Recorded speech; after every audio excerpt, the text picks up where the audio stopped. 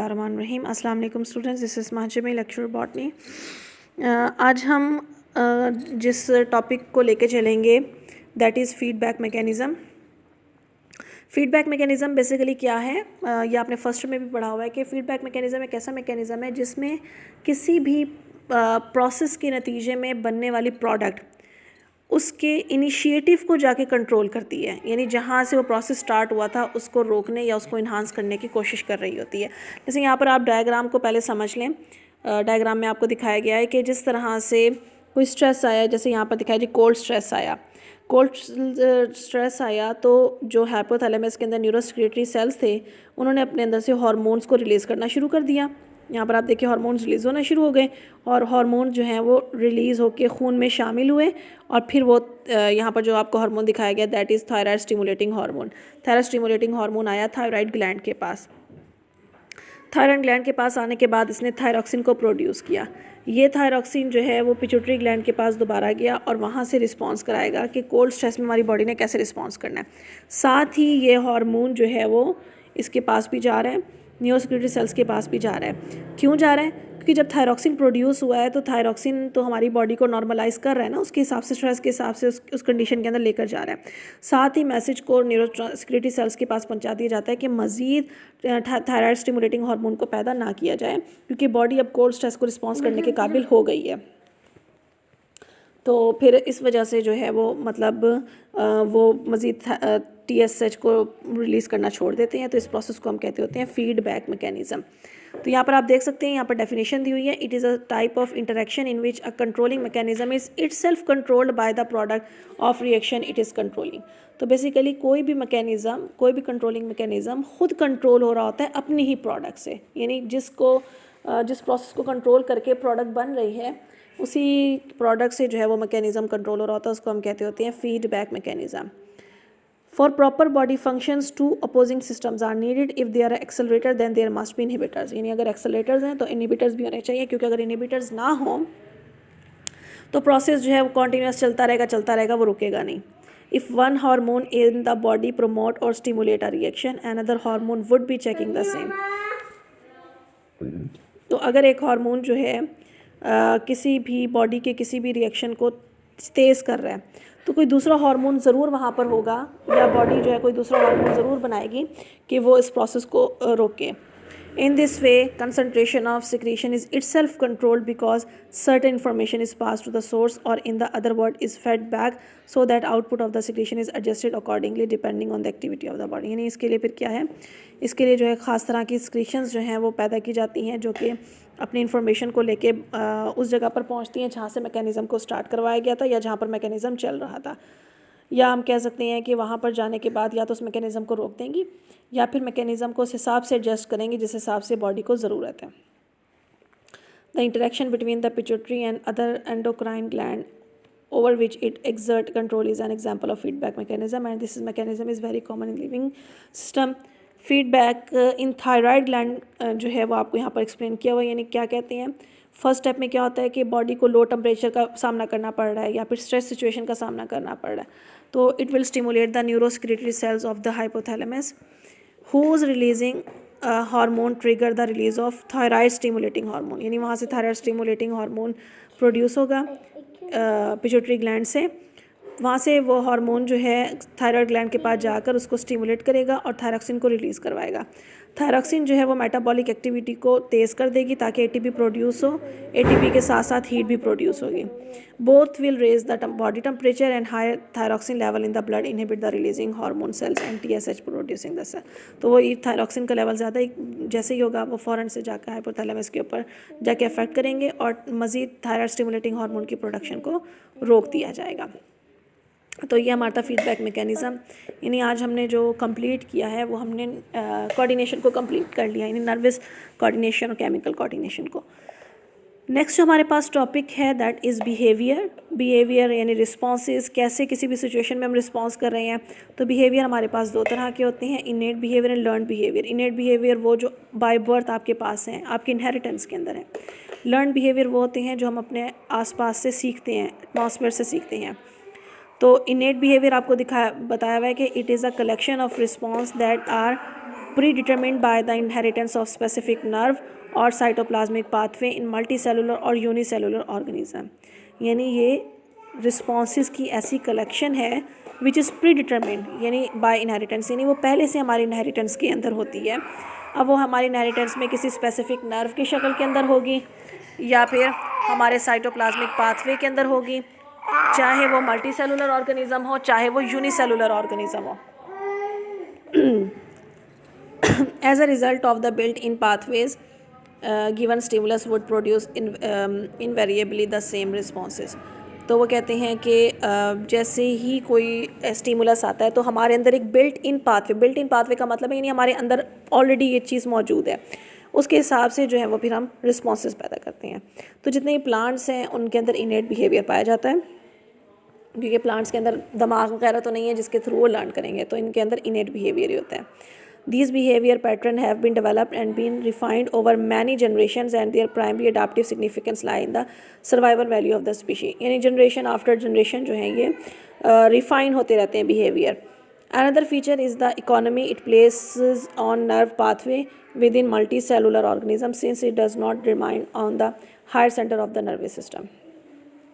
इसके अलावा वो कहते हैं कि जो innate behavior है इसके ये नर्व पाथवेज़ के ऊपर ही चल रहा है। मतलब कहने का मतलब ये है कि नर्वस सिस्टम जो है वो उसको कंट्रोल नहीं कर रहा है, वो हमारी पहले से नर्व्स के अंदर मौजूद है, यानी ब्रेन को इसके ऊपर सोचना समझना नहीं पड़ता इस तरह के बिहेवियर्स के ऊपर कि क्या रिस्पांस देना है, हम सोचे समझे बगैर ये रिस्पॉन्सेज दे रही होती हैं।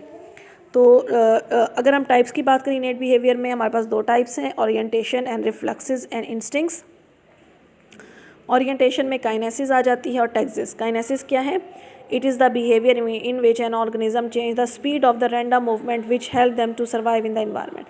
यानी ये एक ऐसा बिहेवियर है जिसमें ऑर्गेनिज्म जो है वो अपनी मूवमेंट की स्पीड को चेंज करेगा अकॉर्डिंग टू द इन्वायरमेंट। यानी अगर उसने इन्वायरमेंट में सर्वाइव करना है तो उस सर्वाइवल के लिए उसको क्या स्पीड चाहिए वो उस हिसाब से चलेगा, उसको हम कहते हैं काइनेसिस। एग्जांपल दी हुई है, this type of behaviour enables pill bugs to reach the moist area which is required for their life. यानी पिल बग्स को चाहिए मॉइस्ट एरिया, अब वो जितनी तेज़ी से मूव करके मॉइस्ट एरिया तक पहुँचेंगे उतने ज़्यादा उनके सर्वाइवल के चांसेस हैं।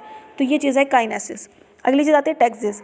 It is contrast to kinesis. A taxis is directly movement either toward or away from a stimulus. ये डायरेक्ट मूवमेंट है, towards the stimulus, away from the stimulus. Reflexes and instincts क्या हैं? These are extremely complex behavior and include biological rhythms, जिसमें हमारे biological rhythms आ जाते हैं, territorial behaviour आ जाता है। टेरिटोरियल बिहेवियर हमें आमतौर पे बर्ड्स के अंदर मिलता है और एनिमल्स के अंदर मिलता है। तो जिस एरिया में वो रह रहे होते हैं उस एरिया की वो बाउंड्री खुद सेलेक्ट कर लेते हैं और उसके बाद वो कहते हैं कि जी हमारा एरिया है, उस एरिया को टेरिटरी कहा जाता है। तो टेरिटोरियल बिहेवियर यही है। कोर्टशिप है, यानी आपस में मेटिंग का प्रोसेस, नेक्स्ट मेटिंग बताया हुआ है, aggression, altruism, social hierarchy and social organisation, ये तमाम के तमाम रिफ्लेक्सेस और इंस्टिंक्ट्स के अंदर आ जाते हैं। फिर हमारे पास आता है लर्निंग बिहेवियर, जिस कुछ लर्निंग इंस्टिंक्ट्स भी होती हैं। इंस्टिंक्ट्स एंड लर्निंग को डिस्कस किया हुआ है, यानी ऐसी चीज़ें जो शुरू से ही आपके अंदर हैं, वो इंस्टिंक्ट्स और लर्निंग जो हम इन्वायरमेंट से सीख रहे होते हैं। Darwin in 1859 was the first to propose an objective definition of instincts in terms of animal behavior. He treated instincts as complex reflexes made up of unit of compatible with the mechanism of inheritance। यानी उसने यही बात कही कि जो instinct है it is related to inheritance and thus a product of natural selection। Inheritance में है लेकिन इनहेरिटेंस के साथ साथ नेचर उन एनिमल्स को जो है वो सिलेक्ट कर रही है and that had evolved together with the other aspects of life. Thus, instinctive behavior is a part of one's inherited structure by which the individual responds to a particular stimulus. This response similar to the members of a species। यानी instinct behavior क्योंकि inherited है तो तमाम species में ये एक जैसे होते हैं। All animal inherit certain responses with equip them to live having abilities like, यानी अब जैसे walking है, वॉकिंग सब के अंदर है और बच्चा जो है अगर आप ह्यूमंस की बात करें तो बच्चा खुद ब खुद वॉकिंग सीखता है, टाइम टू टाइम जो है वो वॉक करता है, वॉक करना सीखता है। मूविंग, रनिंग, ईटिंग, ये तमाम की तमाम चीज़ें बाय बर्थ बच्चे को पता होती है उसने कैसे खाना है, उसने कैसे चलना है, तो ये इंस्टिंक्ट है। Early ethologist Uexküll and Lorenz thought that animal sometime respond instinctively to specific though often complex stimuli. तो उसने कहा बाज़ एनिमल जो हैं कॉम्प्लेक्स स्टिमुलस को जो है इंस्टिंक्टिवली रिस्पॉन्स कर रहे होते हैं। Such stimuli came to be called sign stimulus. A sign stimulus is a part of stimulus configuration and may be relatively simple part. For example, a male 3-spined stickle back fish has a characteristics red belly when in breeding condition. यानी वो क्या है कि जो complex stimulus होते हैं वो sign stimulus की शक्ल में आ रहे होते हैं। जैसे उन्होंने कहा कि जो एक फ़िश की एक टाइप है उसमें मेल जब मेटिंग प्रोसेस करना चाह रहा होता है, यानी जब वो ब्रीडिंग कंडीशन के अंदर होता है तो उसकी बेली रेड हो जाती है, जिसकी वजह से बाकी मेल्स को जो है वो पता चल जाता है, मतलब साइन मिल जाता है, जिसकी वजह से फिर बाकी मेल्स जो हैं वो खुद ब खुद अपने आप को उसी ब्रीडिंग कंडीशन की तरफ लेकर चले जाते हैं। Instinct equip an animal with specific response to a particular stimuli, thus enabling it to adapt to its environment. इसके अलावा जो इंस्टिंक्ट बिहेवियर है वो एनिमल को इस काबिल बनाता है कि वो इन्वायरमेंट के अंदर रह सके, सर्वाइव कर सके। Learning on the other hand depend on the experience in one's own life, but for this to occur depend upon the development and evolution of the nervous system of that animal. तो learning क्या है? Learning ये है कि वो अपने environment से सीख रहा होता है, लेकिन साथ ही जब वो अपने इन्वायरमेंट से सीख रहा होता है तो वो नर्वस सिस्टम को भी उस हिसाब से इवॉल्व कर रहा होता है। नर्वस सिस्टम भी इस काबिल होता है कि उसको रिस्पॉन्स कर सके। So the higher animals have high level of learning, lower animals because of poorly develop system to respond to a particular stimulus learns very slowly and even in some cases do not have the ability to modify or change their instinct behavior. Lower animal जो हैं उनके अंदर system भी, nervous system भी जो है वो लो है, तो उनकी लर्निंग इतनी ज़्यादा बेहतर नहीं होती है और साथ ही वो अपने इंस्टिंक्ट बिहेवियर को चेंज नहीं कर सकते। हम लोग अपने इंस्टिंक्ट बिहेवियर को चेंज कर सकते हैं by learning. The selective response to stimuli suggested that there must be some built-in mechanism by which sign stimulus were recognized. This mechanism came to be called the innate releasing mechanism. The important aspect of this concept is that mechanism is envisaged as being innate, that is both the recognition of the sign stimulus and resulting response is to it are inborn and characteristics of the species. साथ अब आपको दोबारा से वो innate behavior की बता रहे हैं, यानी कि जो जब भी कोई साइन स्टिमुलस आ रहा है, अगर किसी, जैसे ऊपर हमने फ़िश की एक एग्जांपल पढ़ी कि वो अपनी बैली को रेड करता है, चलिए ये बात तो समझ आती है कि बाकी जिन्होंने पहले ब्रीडिंग कंडीशन से गुजरे होंगे वो बैली रेड को देख के समझ आते हैं, लेकिन जो न्यू मेल फ़िश हो, न्यू मैच्योर हुआ हो, उसने अभी कोई ब्रीडिंग सीज़न ना भी देखा हो, तो जब वो दूसरे एनिमल्स को रेड बैली के साथ देखेगा तो वो भी अपनी बैली को रेड कर लेगा, यानी वो भी ब्रीडिंग कंडीशन में चला जाएगा। क्यों? क्योंकि साइन स्टिमुलस का जो रिस्पॉन्स है वो उसके अंदर इनेट है, उसके अंदर जो है वो उसकी हेरिडिटरी के अंदर मौजूद है, वो इनहेरिटेंट हुआ है उसके अंदर, तो इस तरह से वो अपने आप को रिस्पॉन्ड करते हैं। Insects can equip an animal with series of responses. This is important for animal with short lifespan. अब जो इंस्टिंक्ट बिहेवियर है ना, उन एनिमल्स के लिए बहुत इंपॉर्टेंट है जिनकी ज़िंदगी छोटी होती है और वो पेरेंटल केयर या तो दे ही नहीं रहे होते, और अगर दे रहे थे तो बहुत थोड़ी देर होते हैं। इस एग्जाम्पल दी हुई है फीमेल डिगर वैस्प की। It prepares a nest, catch caterpillars, kill them by sting. तो वो क्या करती है? वो कैटरपिलर्स को पकड़ती है, उनको मारती है और फिर उसके बाद उनको अपने नेस्ट में जाके रख देती है और वहाँ पर बैठ के वो अपने अंडे देती है और नेस्ट को क्लोज करके बाहर आ जाती है। उसके बाद अपना सारा का सारा काम करके वो मर जाती है। अब जो उसने एग्स दिए उसमें से अंडे निकलेंगे, अंडे जो हैं वो बाहर निकलते ही कैटरपिलर्स को खाना शुरू कर देंगे। अब उन्हें किसने सिखाया? उन्हें तो किसी ने भी नहीं सिखाया, यानी उनके अंदर ये इंस्टिंक्ट था कि जैसे उन्होंने निकलना है, उन्होंने कैटरपिलर्स को खाना है और उसके बाद जो है बड़े होते जाएंगे और फिर उस नेस्ट को तोड़ के बाहर निकल आएंगे। All this is completed within few weeks and is done by instinct of digger wasps which may be responding to perception of a caterpillar is different way. तो इस तरह से वो अपने आप को रिस्पॉन्ड करा रहे हैं। तो ये हमारा चैप्टर कंप्लीट हो गया, यहीं तक था आपका according to the smart syllabus.